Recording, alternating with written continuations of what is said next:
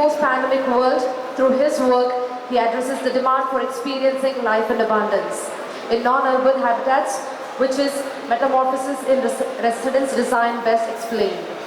With an uncompromising belief that nature is the greatest design to ever exist, his unique vision is inspired by nature's magic and beauty in all ways.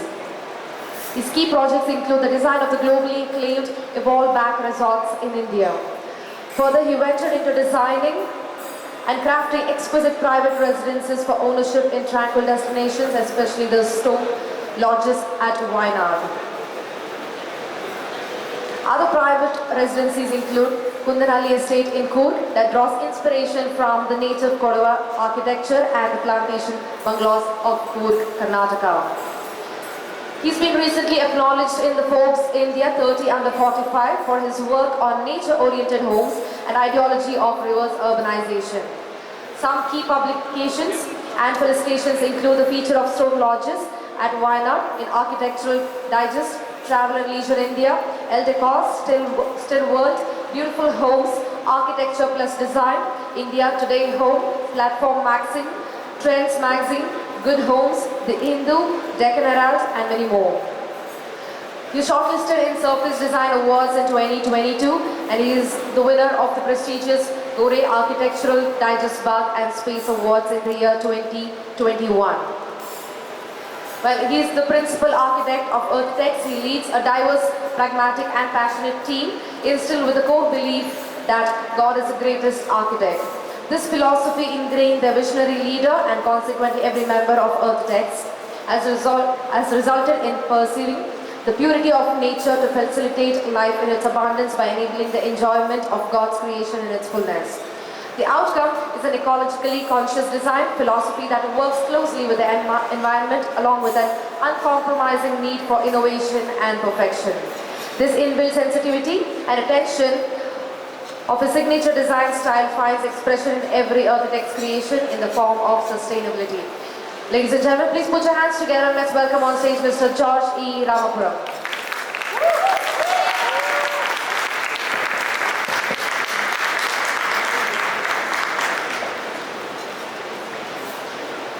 Hi, good evening everyone. So, to get started, we are Earthitects. There are a whole bunch of us sitting here. And yes, I don't have a click to move the screen. Somebody needs to.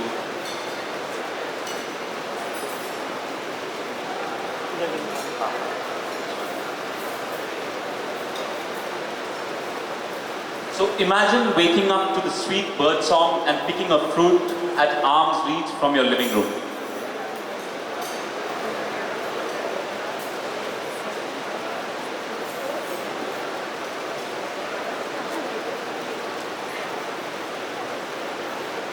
So before we embark on that journey, I'd like to thank Triple ID as well as DIARC for this opportunity to share some of the work that we do with all of you lovely people. So what I'll be sort of taking you through today is like Akshay said, some of the processes that we follow, some of the philosophies that we have, and try to encapsulate that around one of our main projects and then a couple of pictures of the other ones as well. So local, social and sustainable Earthitects Wayanad. So what I'd like to take an opportunity to show. One sec, does the pointer work? No.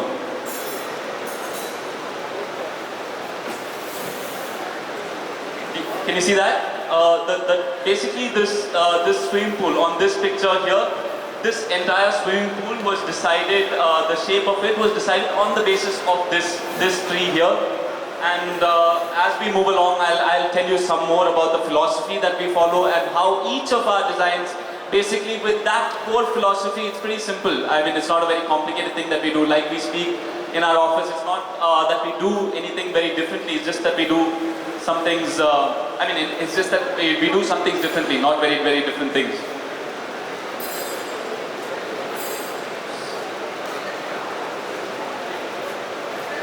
So yes, to get started, core belief is that God is the greatest architect and nature is the greatest design to ever exist. So a lot of people ask me, how did we think up Earthitects? What is it that we think about when we start a project? I think in anything that we do, what we strive to put ourselves in the space where we are thinking to ourselves that God is the greatest architect and nature is the greatest design to ever exist. So basically, the closer that we are to nature, the closer that we are to perfection. Now, closer we are to nature in terms of, if you see here, just in its very literal form, whether we are close to the trees, plants, birds around, and this we achieve through the planning process. I'm sure a lot of you guys are sitting here as architects. It's basically the philosophy that we want. And once we have that core philosophy and the core objective set in our mind, the planning is not the most, we don't believe it's the most difficult thing in the world, right? So, and also in terms of the use of materials. So something that we do is basically, here in this picture, the stone decking as well as the black oxide as the pointing in between that, the mangrove tile for the roof, and if you see the materials that I've used, and actually something that we're really proud of is you don't get to see too much of the materials that we've used. Because that's the idea, that we should leave this place better than we found it. Can we make it seem like we were never here? That is when we feel we are closer to God's design, nature. Right? So, and in terms of the materials that we use, so it is actually rubble, stone, masonry that we've used here. Again, locally found, local skill set used, and things like that. So, now moving forward.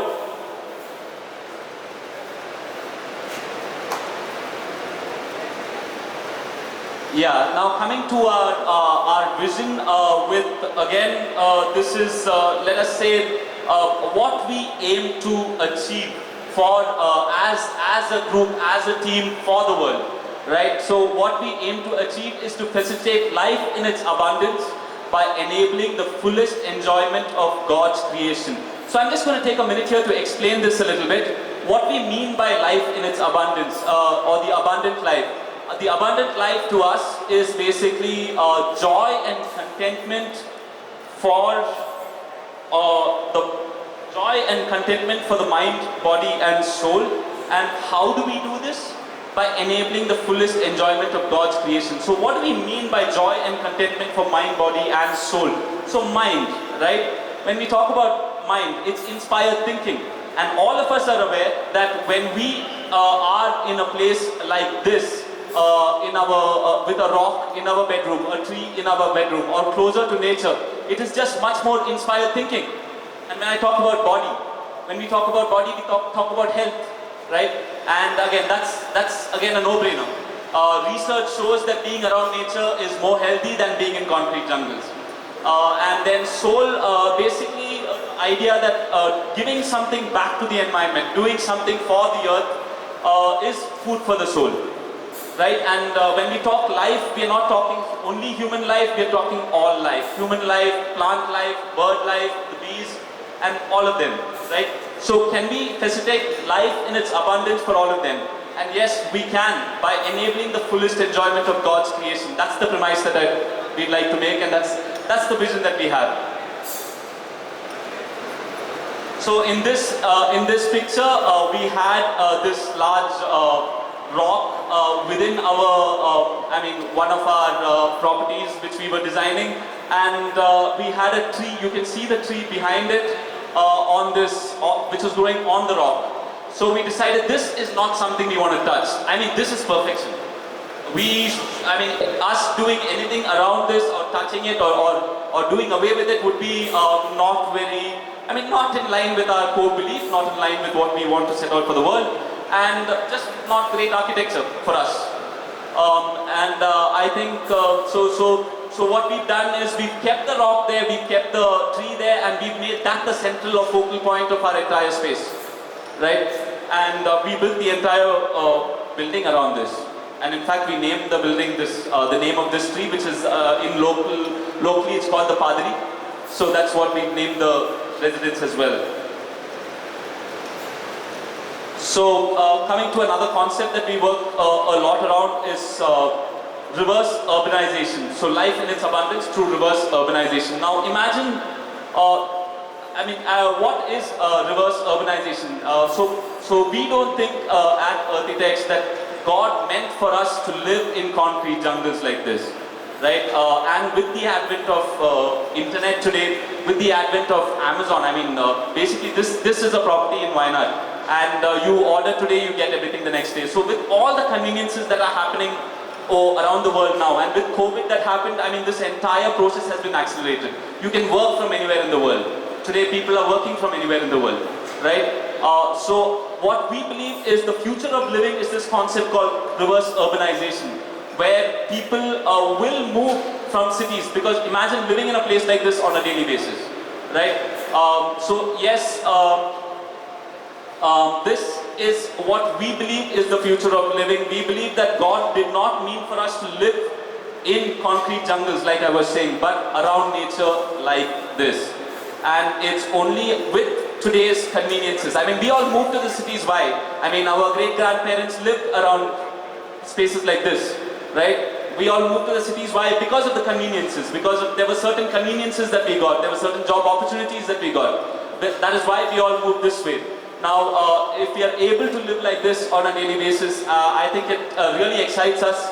It really excites us, and I'm sure it really excites a lot of you out there on the fact that this is where the world is moving, and with technology we can afford to move this way.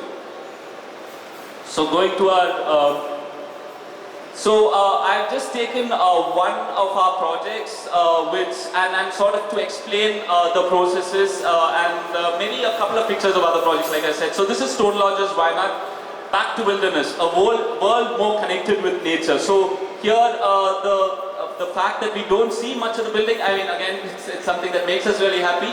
But if you see here, something that you'll see is mass, void, and then this is the next mass, and then we have a void as a courtyard here, a void as a courtyard here, and mass and mass. So the entire idea here is basically we are connecting mass to mass with bridges, right? And those voids that are created in between, we are able to push and pull these masses in plan. I'm sure all the architects here will relate to me. So we are able to push and pull these masses such that when a tree or a rock comes in between your plan, right? What we normally try to do is build on nature. But what I am trying to, or what we are trying to tell you and to promote among you all change makers, is this idea that we can build around nature, not on it. Right? And as the starting point of a building, of anything, of the built environment, right? I think we have a responsibility. We have a responsibility that this nature that we've been left with by our previous generation, we are able to leave it better off for our future generations. And we have the power, right? Don't we? As the starting point, as the change makers, we have the power to do it. We have the power.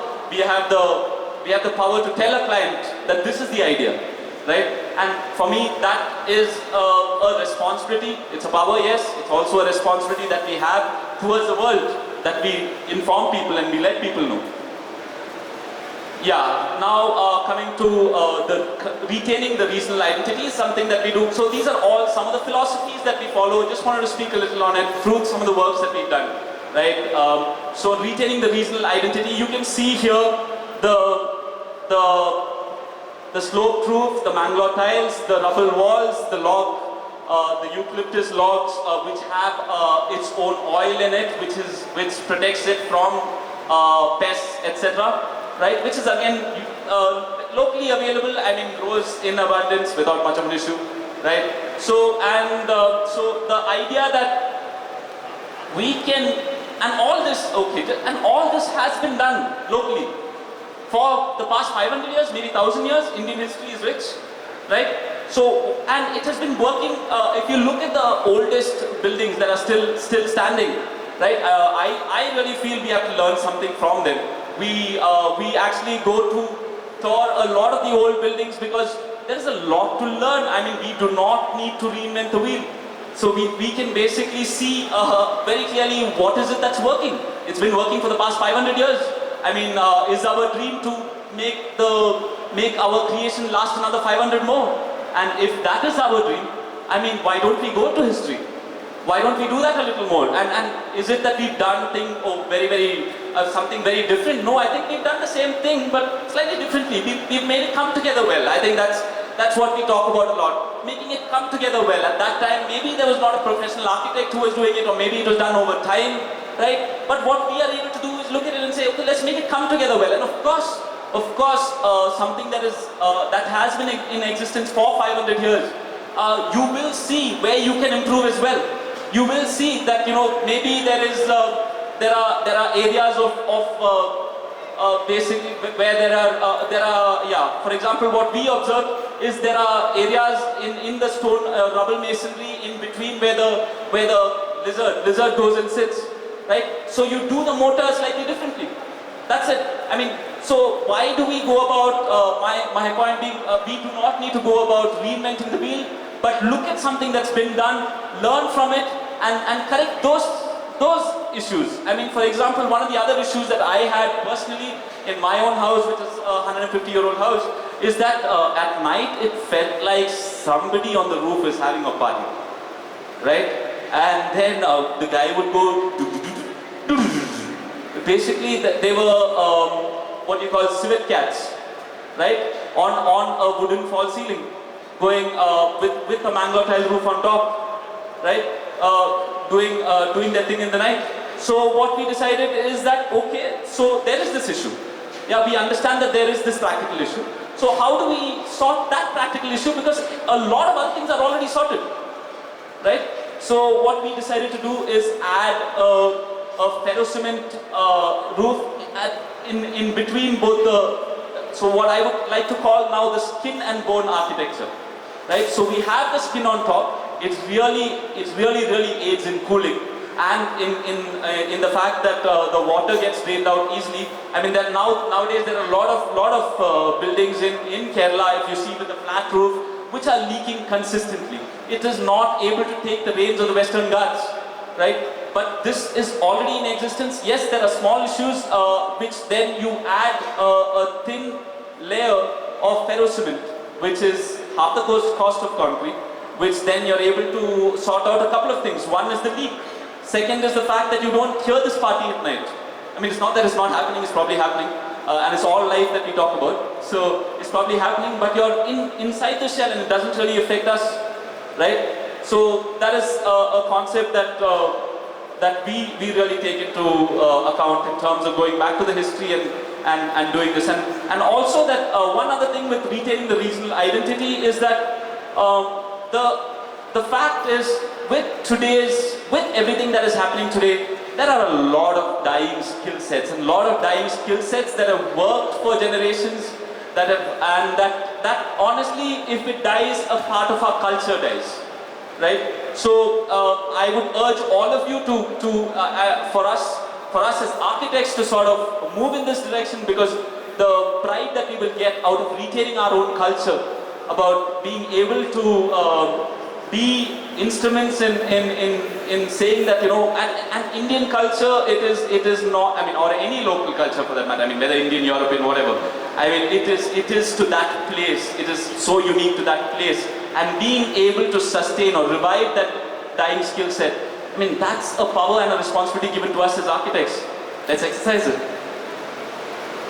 So now, anyway, so some of the materials that we've used are natural materials, locally sourced, and of course this idea, more importantly also the philosophy or the idea that let's get closer to nature. For example, here one of the things that we wanted to achieve as a design was this idea that can we take a shower like we are standing under the shade of a tree in the open, right? So what we basically did is to have this as a skylight. I'm not sure if you can see the pointer. Can you see the pointer? Yeah? Okay, somewhat. Okay, so that's a skylight there. And the small, holes in between, basically gives the idea of this light and shadow, the dapples of sunlight going through the leaves, coming through the leaves of a tree.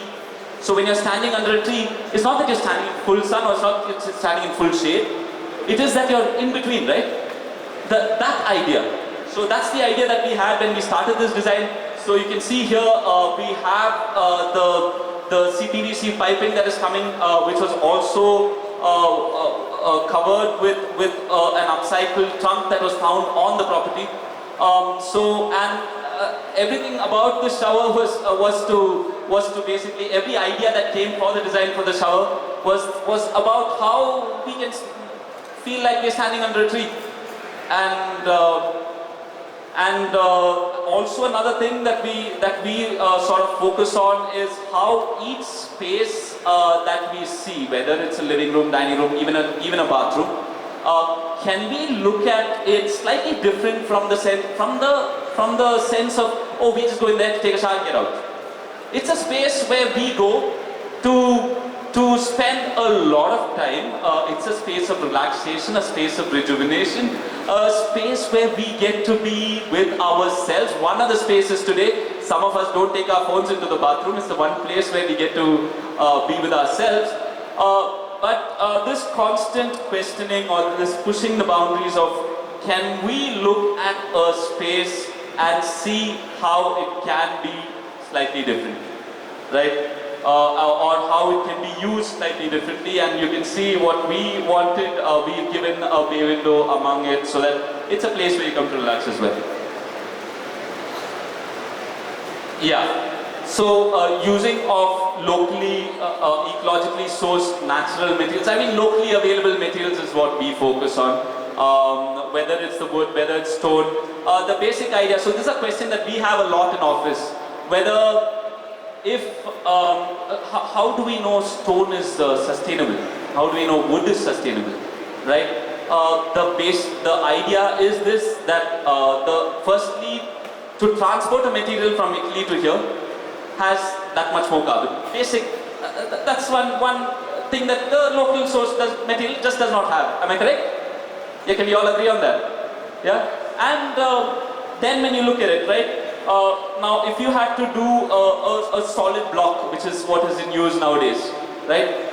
The next question that you ask yourself is, okay, the energy, is it that stone or wood has zero carbon? Anybody wants to answer that? No, it's not. I mean, using stone or wood has to have, I mean, at the end of the day, something that we speak a lot about in our teams is, if we really want to do zero carbon, what should we do? Don't be born. Yeah.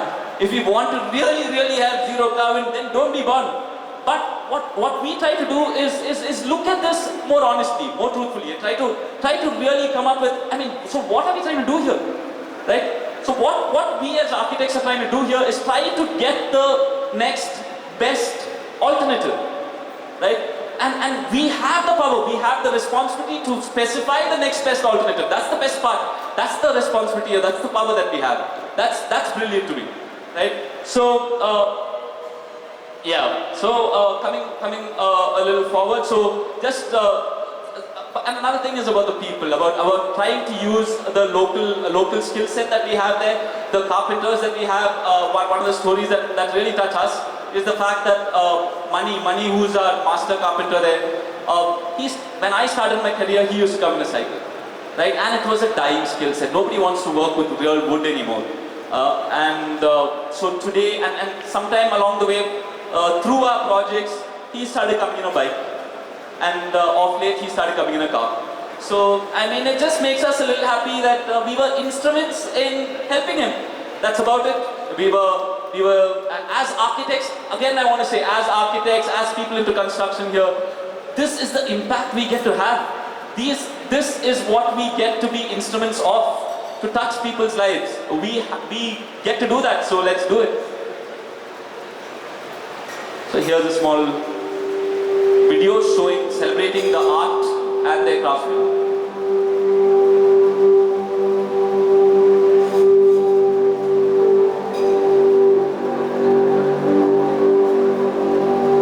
This is celebrating the architects.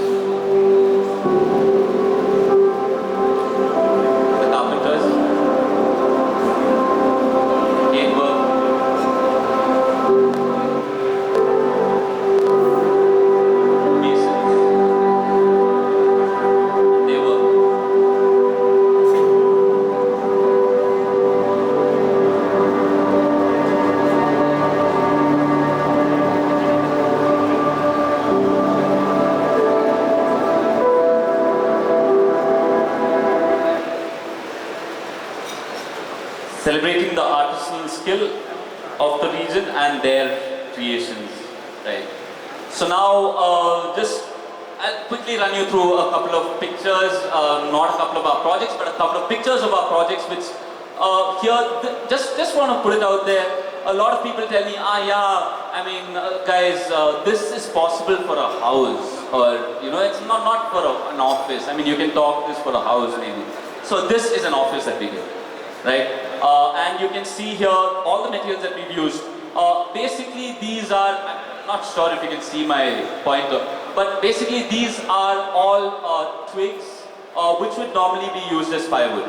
Right? I think we as architects have the ability to give life to something that is otherwise lifeless, which was otherwise going to be used as firewood, right? And this entire office is done in such a way that we would like to re-emphasize the fact to facilitate life in its abundance by enabling the fullest enjoyment of God's creation and getting close to nature. I mean, now adding some plants into this, further to this was something that we did. But this was just after construction. We took these pictures, and it's something that really excites us in terms of the materials, in terms of the pure materials that we've used. So if you see here, this is called an airpod. We called it an airpod, which is entirely hung from the ceiling. There are no legs to the floor. The idea being that this normally, it's a call center, right? Essentially. So normally what happens is you have the CPU to one side and you have this little cramped up space where you don't even have space to move your legs, right? So what we wanted to do here was to shift that. These guys are staying here or living here from 9:30 a.m. to 6 p.m. Right? Can we affect their lives? Can we give them a better space? Right? So that's what came up, what led us to this design finally. So what we did is kept our CPUs right across the middle at this space. So what it does is the white noise of the CPU is also generated. Right? We know the zzz sound, right? That the white noise of the CPU is generated. And so one person sits on this side, one person sits on the other side, and actually the conversation doesn't bother each other. That was the basic, that was the idea there, and a lot of natural light, and the use of materials. And reclaimed wood is one of our favorites. So yeah, this was another office in a cafe space that we did. Okay, now social responsibility. Empowering local communities. This is another thing that we get to do as architects, right? So something that we did is we felt near one of our projects, one thing that we could do is build, design, and give the setting up to a professional who does schools.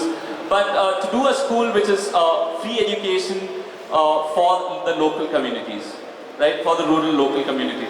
So it's, and the entire idea behind the school was what Gandhi said, be the change you want to see in this world. So for us, we've been really touched by that statement. It's something that we've tried to really put into our practice. And you can see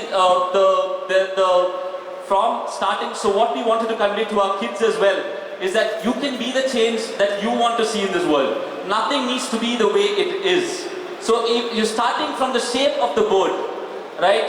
Normally they would have all normally seen a rectangle or a straight shaped board, something that we changed up. And something that we did is all along the school, up to a height of about 3 feet or 2.5 feet, we left it as blackboard. The idea that kids can scribble around all around the place, right? And